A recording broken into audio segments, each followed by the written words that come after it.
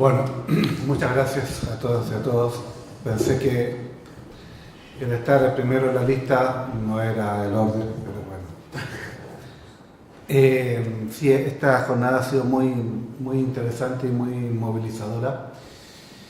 Y realmente siento que me queda muy poco para decir y muchos debes, sí, como que te quedan muchas cosas para pensar y cómo poder poner el tema dentro de nuestro colectivo, la temática y que realmente se pueda visualizar. Me voy a referir principalmente a una de las preguntas que nos mandaron en cuanto a, para poder generar un poco el tema del debate, en cuanto a cuáles son las políticas o tareas o acciones que hacen las organizaciones de la discapacidad en los temas de LGTBI. LGBTI, perdón, me equivoqué. Bueno, sí, ese es un gran debe, creo que tenemos todas las organizaciones de la discapacidad, como seguramente la deben tener las organizaciones de LGBTI, de transversalizar. Tenemos en el discurso el tema de la transversalización de todos estos aspectos de la diversidad, pero muchas veces en la realidad nos cuesta llevar a la práctica. Nosotros como organización trabajamos principalmente en el derecho a la educación y el derecho del trabajo, como acciones prioritarias para poder ir alcanzando la inclusión.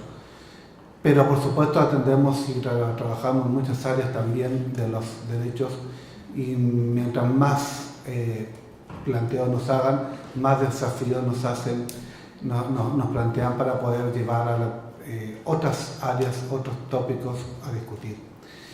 Desde el año pasado nosotros en nuestro programa educativo decidimos incluir a un profesional psicólogo para atender algunas situaciones porque estábamos viendo algunos temas de difícil inserción en el tema educativo, difícil continuidad en el tema educativo. No con la idea de que este profesional hiciera digamos, tipo terapias o atenciones personalizadas, sino muy colectivas, pero la misma práctica va dando señales de otras cosas y esa misma práctica nos hizo ver que había muchas cosas que estaban bastante ocultas de compañeros y compañeras y que tenían mucho que ver también con esta temática, ¿no? Donde justamente el tema es muy difícil, se ve muy difícil a personas con discapacidad poder también dar a la cara, dar a conocer que también tienen otras definiciones dentro de lo que es su diversidad y sus decisiones personales. Porque, como le dijeron en algún momento, el tema de la doble discriminación existe. Ya existe por tener una discapacidad, más existe cuando te defines también por una opción que, entre comillas, no es la que, ¿cómo puedo decirlo? No es lo que socialmente, digamos, podría ser lo más común. Estamos pasando, como todos han dicho, al tema de que a partir de tantas leyes sobre la diversidad que hemos promulgado en el país, han permitido abrirnos la cancha en muchos de estos sentidos. Pero como todos han dicho, y también lo compartimos, mientras no haya realmente el cambio de la mentalidad de las personas, de la sociedad, de entender la diversidad como lo normal, como lo común, como lo habitual que debe ser, y no lo normal como se entendía hace 20, 30, 40 años atrás, nos va a estar costando bastante poder llegar a esos niveles de inclusión que aspiramos. Todas estas leyes que hemos tenido, que hemos generado nosotros mismas, las organizaciones y las personas que hemos generado estas leyes igualitarias, tanto en la diversidad, tanto en la discapacidad, tanto a nivel del feminicidio también ahora. Bueno, todas estas leyes que hemos generado nosotros mismos en la sociedad, bueno, todavía falta que se encarnicen en las personas, en los diferentes colectivos y en las organizaciones y en los diferentes estamentos del Estado. O sea, nos falta esa otra pata. Hemos avanzado mucho, pero parece que estamos como en un punto de inflexión. Un punto de inflexión en el sentido que tenemos un montón de herramientas legales y como que quedamos estancados. Tenemos 10 años, 11 años en la convención y parecía que veníamos de la convención de las personas con discapacidad y parecía que veníamos empalados un montón de cosas. Y a los 10 años como que quedamos estancados y a veces sentimos como que hay retroceso. Y eso, bueno, hay que volver a pensar, hay que seguir insistiendo. Y bueno, nuestras organizaciones también tenemos que poner en la práctica el tema del discurso de la diversidad en todos los sentidos.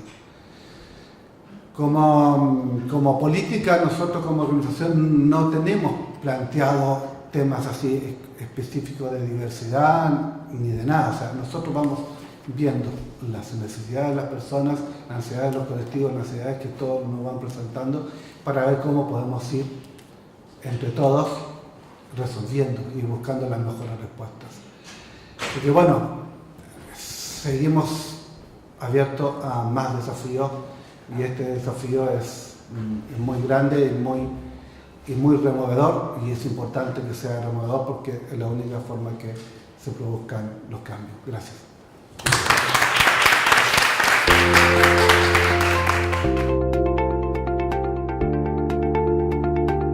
¿Qué es Espacio por la Accesibilidad?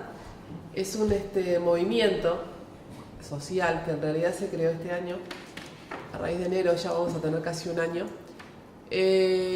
Con las voluntades de muchos compañeros que hace mucho tiempo venimos luchando por la temática discapacidad. Que como dije, no es una temática de la persona con discapacidad, sino que es una temática de la sociedad. Hoy cuando lo planteé, ¿no? Trabajamos personas con discapacidad como personas que no tienen una discapacidad que se vea. Y nosotros lo que en realidad buscamos es no solo quejarnos, ¿no?, de lo que está pasando, sino proponer, sino hacer, sino bajar a tierra un poco, como decía Gabriel, el tema de las políticas, que en realidad están muy lindas, plasmadas en papelitos y en que los políticos nos dicen, wow, mirá todo lo que hemos hecho, hemos avanzado, y hemos avanzado muchísimo, pero nos queda mucho más por hacer. Cada vez cuanto más avanzamos, más es como cuando conocemos, más nos damos cuenta de todo lo que nos falta conocer y hacer. Y eso es un desafío que está re bueno planteárselo y decir, mirá todo lo que queda por hacer. Pero hacerlo ¿desde qué manera? Hacerlo con alegría, hacerlo desde el convencimiento, no desde la queja y desde el, mirá lo que estoy padeciendo. No, yo no estoy padeciendo nada, yo estoy viviendo. Y al vivir aprendo, y con el otro creo, y con el otro sigo. Entonces, eso es un poco para presentar lo que es el espacio, ¿no? Tenemos una página en Facebook, si ustedes después quieren buscarla, que es EPA, Espacio por la Accesibilidad. Además tratamos de difundir la información, ¿no?, que hay, que muchas veces está como encriptada, ¿no? Y en los medios se difunde poco lo que se hace. Y se está haciendo muchísimo, a nivel intendencia, a nivel gobierno, a nivel... hay un debe que estamos haciendo mucho a nivel Montevideo. Nos falta mucho interior. El interior necesita que lleguemos, porque la gente está ahí también hay personas con discapacidad, ahí también hay personas que son LGBTI, ahí estamos todos también. Por otra parte, en esto que, bueno, ¿qué decir, no? Porque que no hayan dicho. Yo me preguntaba en un momento cuando estaba planeando qué decir, decía, hay muchos mitos con respecto a la discapacidad y hay muchos mitos con respecto a la sexualidad, ¿no? Uno de los mitos que existe es que una persona con discapacidad es un ser asexuado, muchas veces, ¿no? Entonces, wow, y más una persona con discapacidad intelectual. Es tremenda la discriminación que están viviendo las personas con discapacidad intelectual, porque es la discapacidad más resistida, porque es la que menos conocemos. Entonces, una persona con discapacidad intelectual tienden a infantilizar siempre. Uno dice, hay un chico, y vos de repente mirás y es una persona que tiene 50 años, y no es un chico, es un hombre, es una mujer que tiene todo el derecho a ejercer su sexualidad plena como bien le valga, como bien le venga, como bien lo tenga cantado, ¿no?, en su vida. Era como decía, no sé si la veo, Anabel, que es algo íntimo, es algo tuyo, es algo que quiero la bandera, pero no quiero que la bandera vea mi intimidad, porque mi intimidad es mía. Entonces, sí hablarlo, sí consultarlo, pero yo prefiero que me pregunten antes que imaginen. Prefiero que me digan, ¿vos podés esto? ¿Vos podés lo otro? Antes que imaginen y presupongan, ¿no? O prejuzguen. Entonces, yo me pensaba, bárbaro, hay un mito, ¿no?, con respecto a eso de que una persona con discapacidad tiene sexo, una persona con discapacidad disfruta la vida igual que cualquier otra persona con discapacidad, porque no somos diferentes, somos todos iguales, todos tenemos las mismas necesidades. Entonces, pensaba, ¿no?, en esto de lo que es la familia y los padres y lo que es socialmente aceptado y lo que no. Una persona con discapacidad ya es diferente, ya es mirado de otra manera. Imagínense una persona con discapacidad que yo me presente y diga, papá, mamá, soy lesbiana, o papá, mamá, soy bisexual, papá, mamá, me gustan los perros, no sé, ponele, porque también hay parafilias y eso se trata también, ¿no? Entonces decía, wow, ¿cómo te verá la sociedad de esa manera? ¿No? ¿Cómo entras a incluir o a encajar en un mundo que te discrimina? En un mundo que no es amigo contigo, en ningún sentido. Y a veces no es amigo en lo más cercano. Porque en estos casos, como decía Wilmar, que gracias a Dios no son todos, pero que un padre te diga, yo no te quiero porque sos diferente, sos tu papá. O sea, es el que te parió, el que te generó, la que te parió y el que dio el otro, el espermatozoide, ¿no? Pero, ¿cómo? No te cabe en la cabeza, porque es como esto de intersecciones. Yo celebro estos espacios, ¿no? Es decir, ¿cómo podemos discriminar al otro por ser diferente, por tener un color de piel diferente, por tener ganas de como decía hoy Rina, de coger con quien sea? ¿Entendés? Y no, a mí no me cabe en la cabeza, nunca me cupo, pero en fin. Después hablando un poco el tema de la libertad, ¿no? De esto de decir, las personas nos sentimos a veces muy encasilladas en determinadas, yo tengo que ser esto, yo tengo que ser heterosexual, yo tengo que tener una carrera, yo tengo que tener una familia, yo tengo que tener esto. Yo tengo que tener nada, yo tengo que ser y vivir lo que soy. Bien, mi libertad, mis ganas. La otra vez estaba escuchando a Ismael Serrano, que él hablaba y decía, hizo una canción con respecto a una persona que era casada y no podía exteriorizar su homosexualidad. Bien, entonces él vivía en una prisión porque él tenía su casa, su imagen hacia la sociedad, pero no podía exteriorizar que además tenía relaciones con otros hombres, era un hombre. Entonces esto de poder mostrarnos como somos, punto, no hay que salir de ningún closet, hay que ser lo que uno quiere ser, ¿sabes? Lo que siente ser. Entonces, es otra cosa el tema de las religiones. Yo a veces siento que las religiones que de repente yo no profeso ninguna religión, yo soy cristiana nada más, creo en Dios, pero no profeso ninguna, ¿no? En lo que es políticamente correcto últimamente, ¿no? Yo no sé si como que creo que las religiones más amigables con el colectivo LGBTIH es la humanista, ¿no? Y ahora está un poquito más el tema de la Iglesia Católica, porque bueno, tenemos a Francisquito allá y qué sé yo, y que no sé cuándo. Pero otra vez he escuchado a un padre hablar sobre el tema de la homosexualidad y me gustó muchísimo lo que decía, porque aceptaba al otro como un ser humano, como que todos somos hijos de Dios, y todos somos hijos de Dios, digo, para mí, ¿no? De la vida. Entonces ya está, o sea, vos te relacionás con quien sea. Otra cosa, el tema de hablarlo, ¿no? Porque estos episodios que han surgido últimamente en la sociedad, que son notablemente conocidos por todos, a veces pasan y ocurren porque las personas no son capaces de hablar lo que están sintiendo. El otro día veía una entrevista al doctor Cedrés, que es un doctor especialista en sexualidad, y él decía que ha tenido casos de pacientes que se han dado cuenta en su pareja que tienen este tipo de atracciones hacia niños. Entonces, eso se trata. Entonces, nosotros, la otra vez también hablaba, ¿cómo no podemos ser tan condenatorios hacia el otro? Porque sí, es espantoso. Todos condenamos el abuso. ¿Me queda un minuto? Pucha. El abuso, todos condenamos esto y lo otro, pero ¿por qué? ¿Por qué pasa? Porque todos estamos muy, muy, muy vulnerables al decir, yo sí voy a linchar, yo esto, yo lo otro, yo lo mato. Pero ¿por qué pasó eso? ¿Por qué? ¿Dónde están los espacios para poder hablarlo? ¿Dónde está el hablar con el otro y que el otro pueda contarte lo que está sucediendo? ¿Dónde está su libertad para poder hacer uso de su sexualidad o de su vida? Y bueno, me quedo por acá porque me quedaba un minuto y está. Los ejemplos que damos a veces, ¿no? Porque a veces hablamos con los niños y decimos, sí, porque somos tolerantes, somos divinos, diversos, no sé qué. Y de repente hacemos un chiste con respecto a una persona con homosexualidad, con respecto a una persona con discapacidad, ¿verdad? Y ese ejemplo que le estamos dando al niño es tremendo.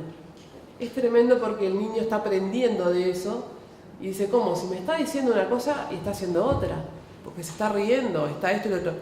Me parece totalmente horrible. Yo a mis sobrinas les compro las cosas del color, por ejemplo, son sobrinas y me dicen rosado. No, yo te lo voy a dar azul. O sea, porque ¿dónde está el color? ¿Quién me definió el color? A mí no me lo define nadie, el color lo elijo yo. Entonces nada, un poco por ahí va la cosa y bueno, invitar a sumarnos y a seguirnos mezclando, como dije, ¿no? Porque celebrar la diversidad y seguir laburando entre todos y aportar, porque todos tenemos algo para aportar. Gracias.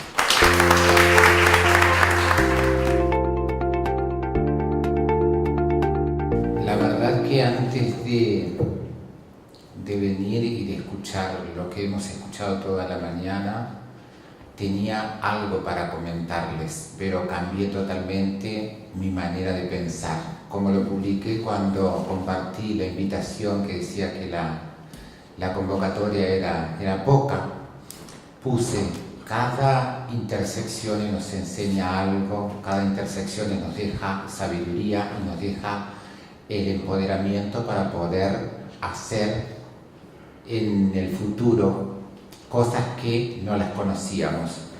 Los testimonios que he escuchado en el correr de toda la mañana como que son bastante complejos, y recuerdo que cuando tenía 8 o 9 años y ya tenía mi inclinación a mi orientación sexual, escuchaba en mi casa: prefiero que me salga enfermo y no que me salga puto.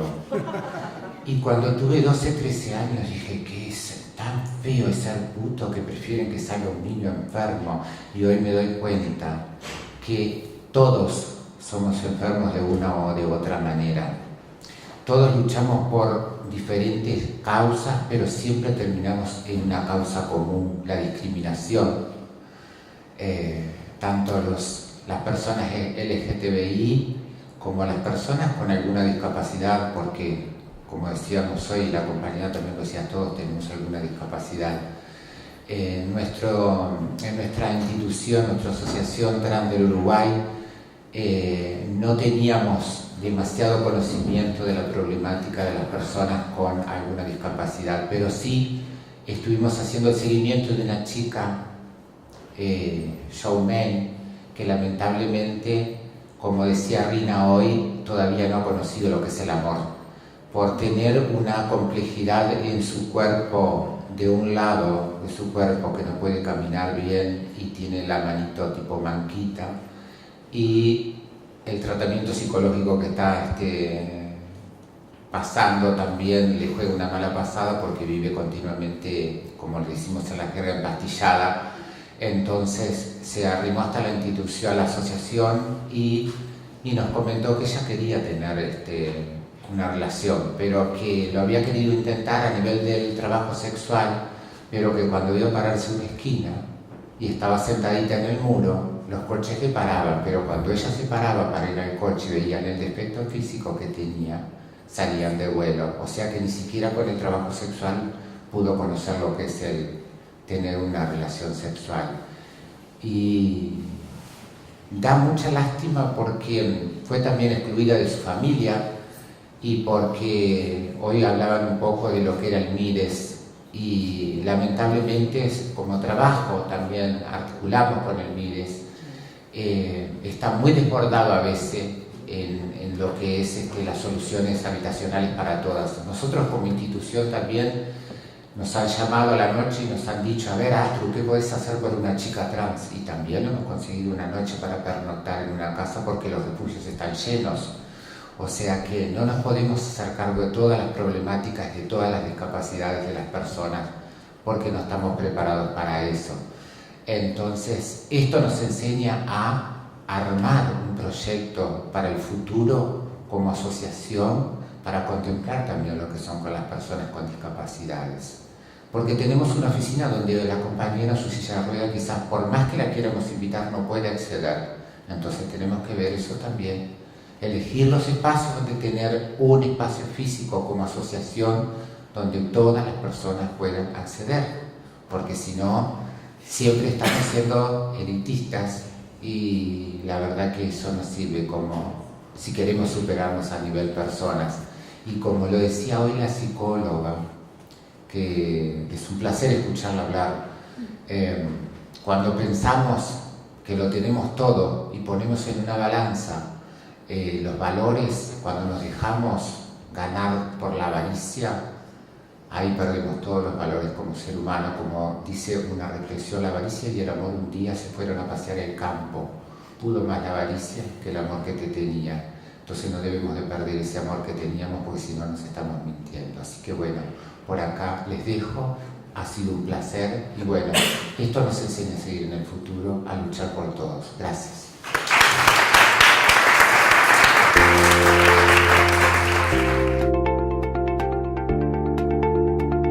Desde Ovejas Negras somos una organización que siempre intentamos posicionarnos en clave interseccional, ¿no? Es decir, siempre entendemos que las cuestiones más individuales de qué es ser lesbiana, qué es ser gay, qué es ser bisexual, qué es ser una persona trans, tiene problemáticas muy específicas, pero cuando se cruza con otras características de la vida de la persona, claramente se profundiza el estigma, ¿no? Y lo que nos convoca acá con la intersección entre discapacidad y orientación sexual y identidad de género, claramente esto también es un estigma como específico y una desigualdad específica, ¿no?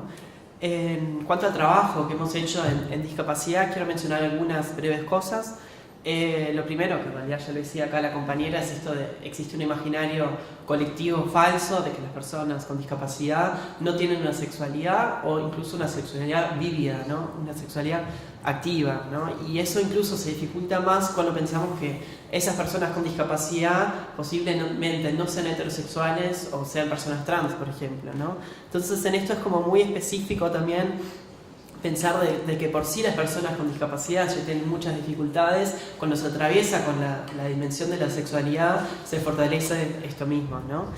Y en este sentido, desde Ovejas Negras siempre nos pareció importante hablar con los y las protagonistas de estos procesos, ¿no? Hablar con las personas con discapacidad, entender, bueno, cómo viven su sexualidad.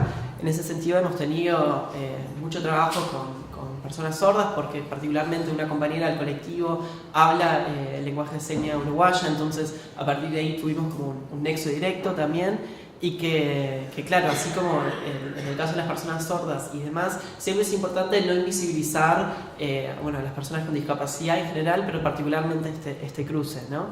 En ese sentido es que en realidad intentamos siempre que nuestras campañas comunicacionales y demás tengan un mensaje como accesible de alguna forma, ¿no?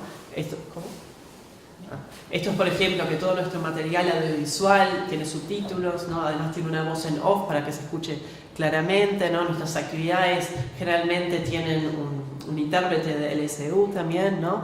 Y en ese sentido intentamos que también que las personas con discapacidad se sientan como convocadas también ahí, ¿no? Porque si nosotros no comunicamos que es un espacio accesible, que va a haber intérprete o demás, las personas no se acercan y eso es una realidad también, ¿no? Entonces eso en líneas comunicacionales siempre intentamos de incluirlo. Incluso a nivel de articulación con organizaciones, también trabajamos mucho con organizaciones de la discapacidad, ¿no? Esto va desde el nivel más internacional, ¿no? De la coalición de derechos económicos, sociales y culturales, donde junto a organizaciones de la discapacidad y de la diversidad sexual presentamos informes alternativos ante Naciones Unidas sobre estos temas compartidos, ¿no? Esto es como también interesante, hasta cosas como más a nivel nacional, como por ejemplo la Marcha por la Diversidad. En ese sentido, vale también ser autocrítico. Es cierto que no siempre podemos incluir toda la accesibilidad que quisiéramos, pero siempre estamos abiertos y abiertas al diálogo y a bueno, intentar facilitar lo más posible, ¿no?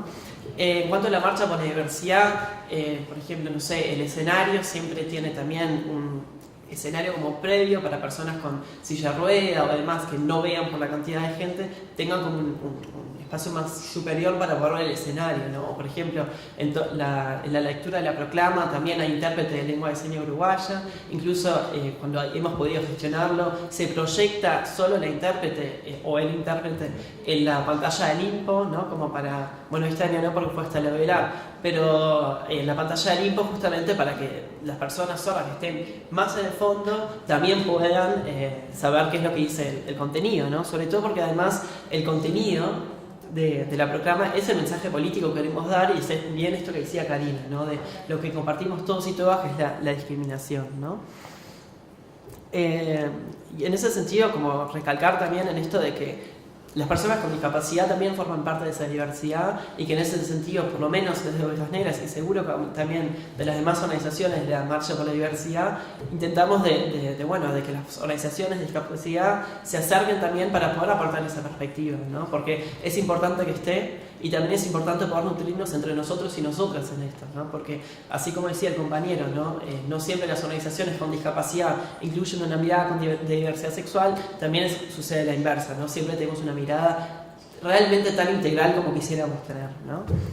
Pero también es fundamental poder educar en estos temas, ¿no? En el año 2012, junto a UNFA, la Intendencia de Montevideo, Misangas y creo que ningún espacio más, pero si me estoy olvidando alguno, pido disculpas de antemano, creamos un material didáctico, educativo, que se llamó Trivia Diversa, ¿no? El material es del 2012, así que está en realidad un poco desactualizado, un tema de normativa, pero es un material que está bueno porque trabaja diversidad sexual, afrodescendencia, VIH y discapacidad también, ¿no? Lo pueden descargar en nuestra web, que es ovejasnegras.org. Está bueno porque... ¿Cómo? ¿Trivia cuánto? Trivia Diversa se llama. Está bueno porque además no requiere tampoco tener conocimientos específicos sobre estas temáticas porque tiene un manual instructivo, ¿no? Hay algunas dinámicas, no sé, de derribación de mitos y demás cosas, que eso está bueno como para poder también educarnos entre nosotros y nosotras, ¿no? Por último, quería retomar un poco lo que estuvimos charlando con las compañeras intérpretes que, bueno, están haciendo un muy buen trabajo cubriendo la actividad, esto de cuestionarnos un poco también nuestro lenguaje y también las prácticas cotidianas, ¿no? En algunas reuniones que hemos tenido con ASUR, que es la Asociación de Sordos del Uruguay, comentamos un poco de esto de la falta de una seña que no sea genitalizada, ¿no? O sea, la seña de género, creo que es así, pero las compañeras me corregirán, pero que, refiere como a una cuestión sumamente genital, ¿no? Y esto comentábamos que una compañera trans sorda, ¿no? Traía de otros países como algunas señas, ¿no? Como lesbiana, gay, trans, y que eso también está bueno como para seguir cuestionando el propio lenguaje, sea para LSU o el lenguaje hablado, ¿no? Pero también a partir de eso nuestras propias prácticas y cómo constantemente, incluso de forma inconsciente e involuntaria, excluimos a las personas con discapacidad, a las personas con una orientación sexual no heteronormada, ¿no? Y demás intersecciones, ¿no? Y en ese sentido, agradezco la instancia y la discapacidad también tiene que estar en todas las políticas. Gracias.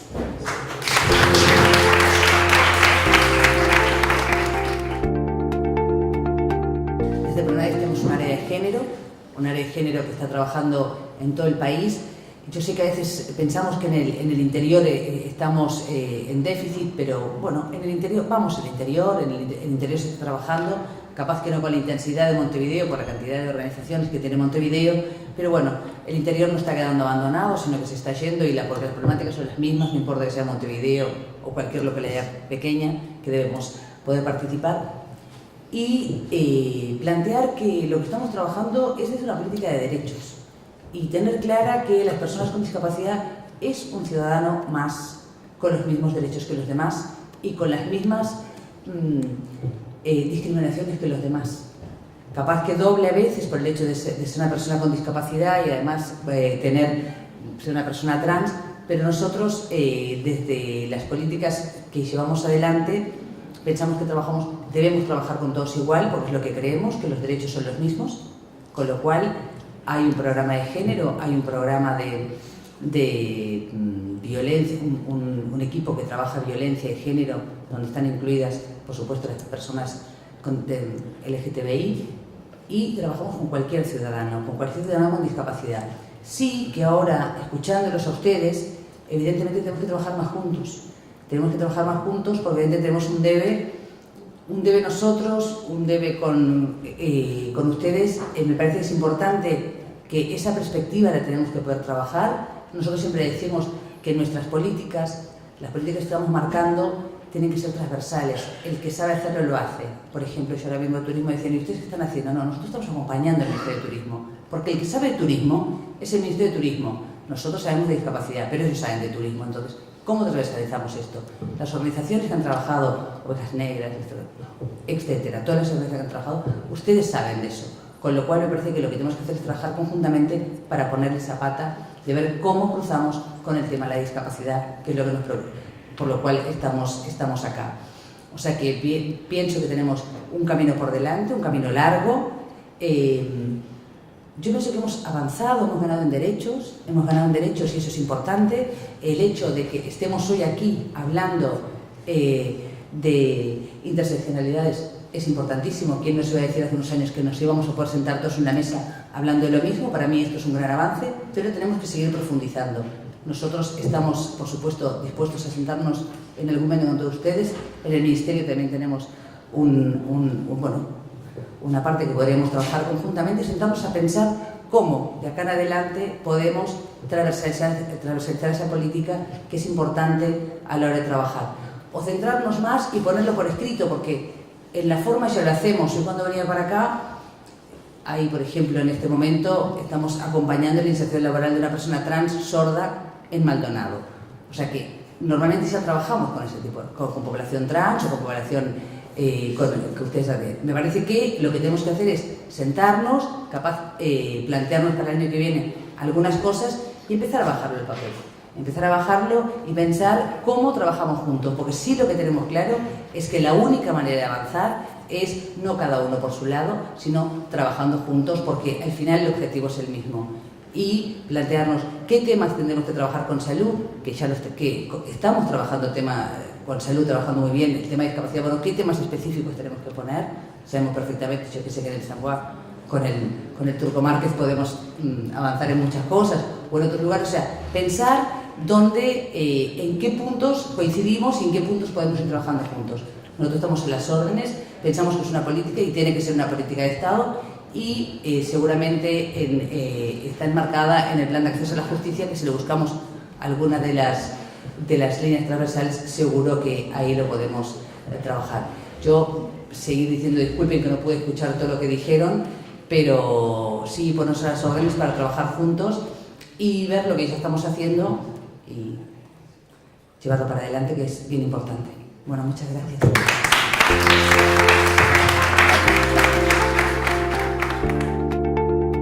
Quedamos para el final porque somos como hermanitos, Andrés. Estamos en la misma división, Políticas Sociales de la Intendencia de Montevideo, dentro del Departamento de Desarrollo Social.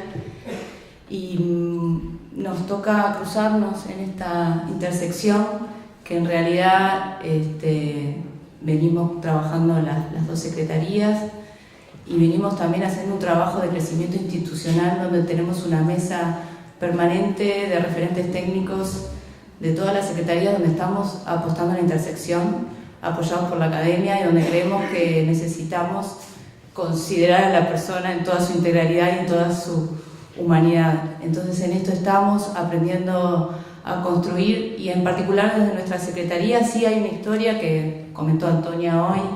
Empezamos ya en el 2010 en esta búsqueda de reconocer cuáles son las barreras que tienen. En este caso estuvimos trabajando con mujeres con discapacidad para acceder a servicios de salud sexual y reproductiva, y lo traigo al caso porque tiene que ver con todo lo que se dijo hoy de la infantilización y la sexualización que viven las personas con discapacidad, que en este núcleo duro de trabajarlo con la mirada de la diversidad sexual surge todo lo que los compañeros y las compañeras testimoniaron, y que nosotras en la Secretaría y en la Intendencia tratamos como de recoger con el sello de la participación. Estamos siempre tratando de generar un diálogo abierto que genere un canal donde esa voz y esas voces se puedan escuchar y donde puedan generar herramientas de cambio. Estamos tratando de trabajar para una transformación cultural. Entonces eso es a lo que estamos abocados, y rescatar la herramienta del diálogo, la participación, la herramienta de la construcción de esta integralidad, desde donde concebir las políticas públicas, y una herramienta que estamos estrenando, pero creemos que va a ser la vedette por lo menos a nivel departamental, de lo que tiene que ver con accesibilidad, que también recoge los aportes y los compromisos y las metas de todas las dependencias de la Intendencia, incluida la Secretaría de Diversidad Sexual.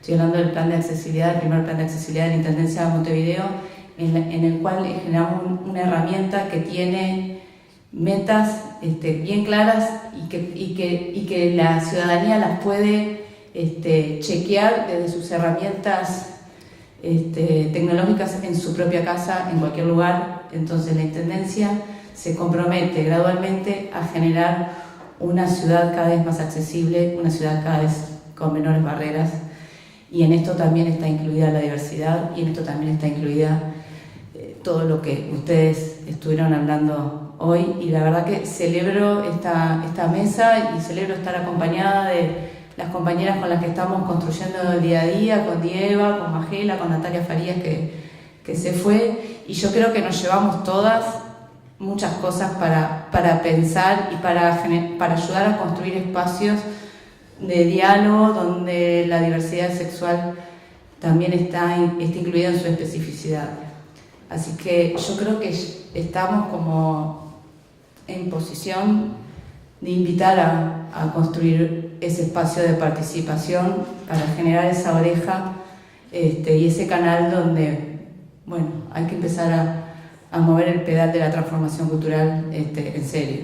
Así que Andrés, estamos, Rina, que también está acá como compañera técnica, bueno, hacemos esta invitación a generar colectivo, y me encantó la participación puntillosa de Puntigliano en esto de que los colectivos son fundamentales para construir. Así que bueno, está abierto el canal y está abierto el espacio, démonos los tiempos y los ritmos como para que empiece a funcionar. Muchas gracias.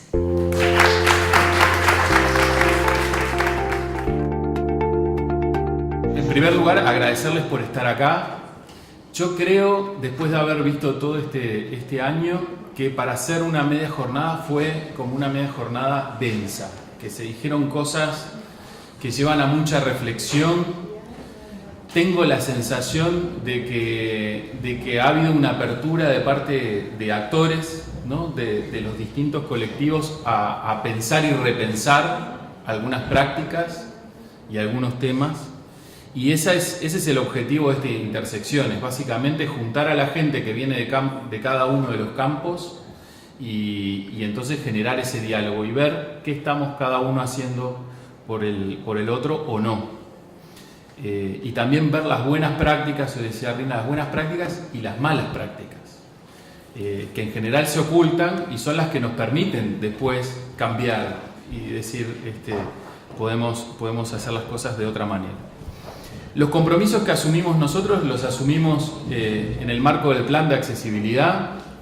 Evidentemente son a escala de lo que podemos hacer. Somos una secretaría muy chica, pero por ejemplo para decir cosas bien cotidianas. Cuando contratamos baños públicos para las actividades en el espacio público, que además de no tener género sean precisamente baños accesibles, ¿no? Esa es una cuestión tan básica, pero que para las personas puede hacer una diferencia, ¿no?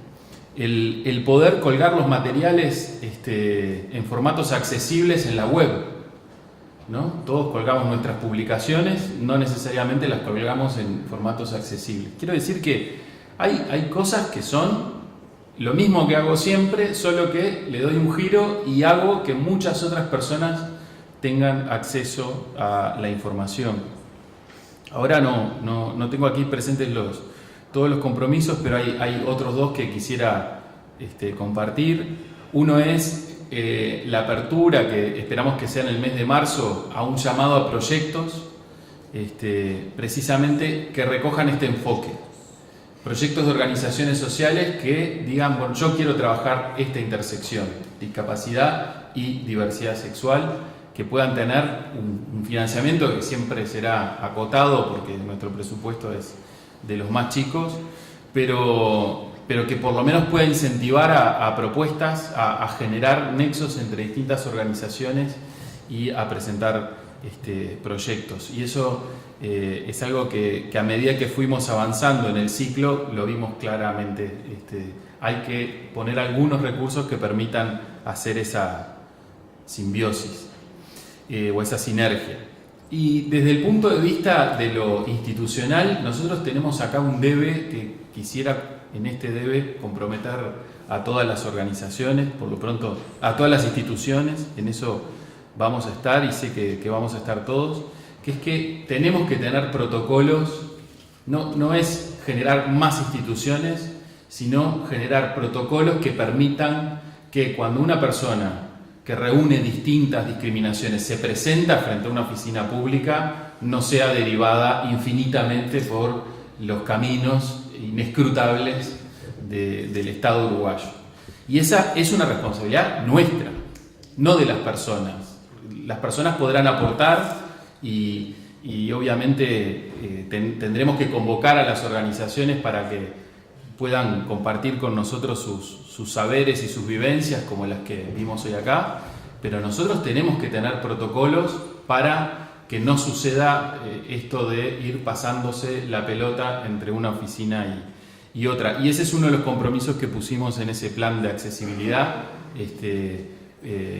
un protocolo para las personas que, siendo parte de la comunidad LGBTI, tienen una discapacidad, que tengan una respuesta adecuada por parte del Estado. Por supuesto que siempre los recursos son limitados, ¿no?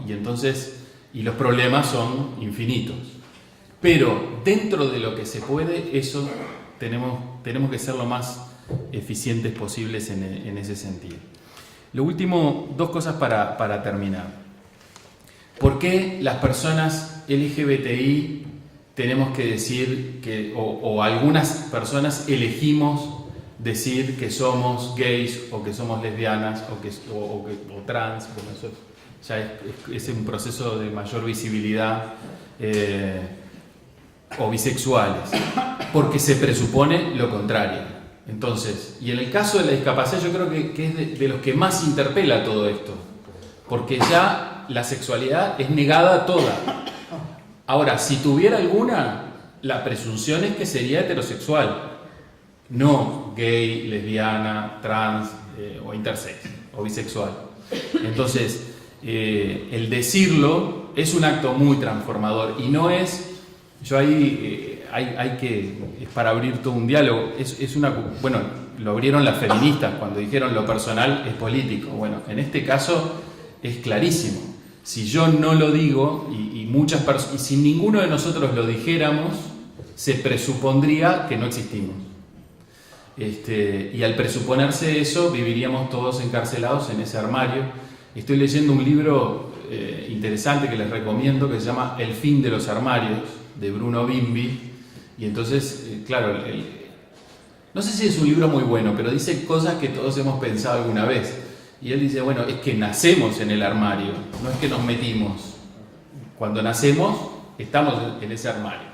Entonces la salida del armario es para decir, existo, y existen otras personas como yo, y por tanto, en todas las políticas, esas otras personas como yo tienen que tener cabida, y en todas las organizaciones y en todas las familias.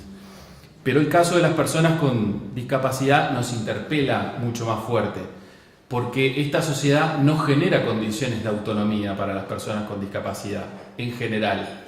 Entonces, cuando esa autonomía no está presente, opera precisamente la presunción de heterosexualidad. Uno está como más expuesto a depender de otros o de la familia para tener un techo o de un asistente personal si el caso es de una dependencia en cuestiones de la vida diaria, y por tanto es más vulnerable a los prejuicios del otro, a la cabeza del otro. Buena parte de esto estaba también presente con el tema de la curatela que mencionaba Eber al principio. Y sí, ahora lo último que quería decir, y va muy en línea con lo que planteaba Diego, porque yo al principio creí escuchar entre las intérpretes se decían, pero ¿cómo se dice tal cosa? ¿No? Ustedes decían, ¿cómo se dice trans o cómo se dice bisexual? Entonces, yo creo que como los dos temas han estado muy de espaldas, más allá de los cruces que ha habido, que algunos hemos visto y han sido muy precursores, nos manejamos todavía en dos lenguajes distintos. O sea, tenemos construcciones de sentido y construcciones de palabras, qué palabras usar o no. Hay muchas de las palabras que hoy se usaron acá vinculadas a la diversidad sexual que nosotros ya no utilizamos. Y hay muchas palabras que seguramente manejamos nosotros que ustedes en el mundo de las organizaciones y del trabajo con personas con discapacidad no utilizan, o incluso hasta alguna capaz que les sonó un poco hiriente de cómo se usó. Y eso es muy típico de que nos falta diálogo y nos falta conocer nuestras lenguas, las habladas y sonoras, y también la lengua de señas, que cada tanto Magela nos enseña algunas palabras allá en la Secretaría. Pero todavía hay un trabajo para hacer. Pero está bueno identificar esto. Entonces, por las palabras que no hayan sido de recibo para las personas que trabajan, para las personas con discapacidad o que trabajan en estas organizaciones, las disculpas y viceversa.